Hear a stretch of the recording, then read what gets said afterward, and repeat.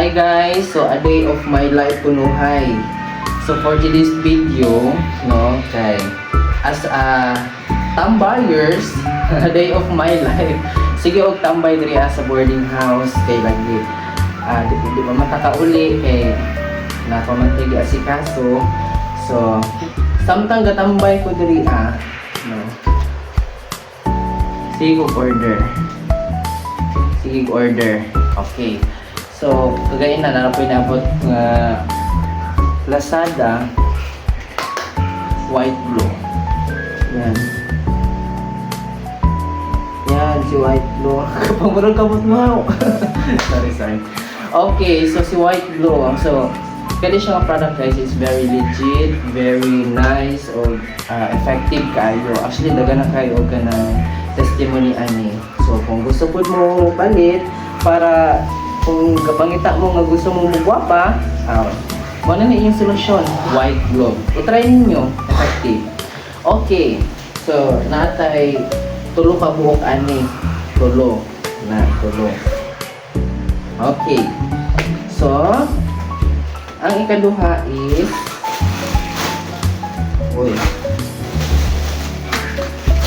t-shirt.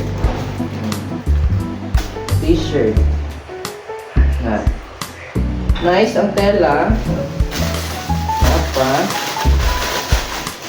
Ayan.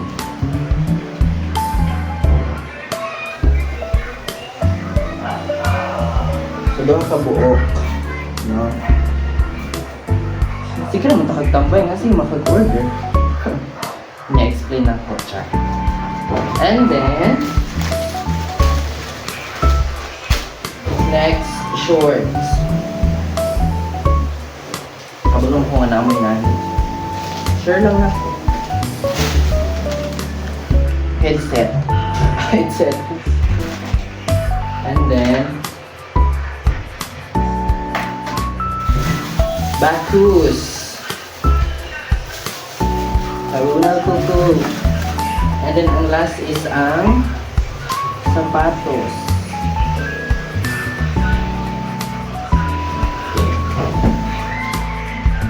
Nganong tambay ra ko, pero nakapalit ko og naka-order ko ginani. Syempre, no, kay sa panahon karon kay ang uban magig makakuan. Namong pigapilan nga investment. Ang pangalan ani nga investment is Zuko mining or jump mining. So, gitry na ko ang investment, legit pud ba ya? So, naka-withdraw ko og $27, which is naroon na siya sa 1,000 kapin. Kunyang ako ang puhunan raan na is 460. Yes, 460. Nag-deposit ko 460. So, mauni tanan ang ako ang napalit sa ako ang investment. Actually guys, nag-invest ko para magtigom. Pero, kay lagi, dili man takakuan o legit po gid og dili. So, giwithdraw na ko. Okay, manol man. So, niabot gid ay. So, wala ka problema kay legit siya. So, kung gusto mo mag-try, mag-try. Diba? Bye!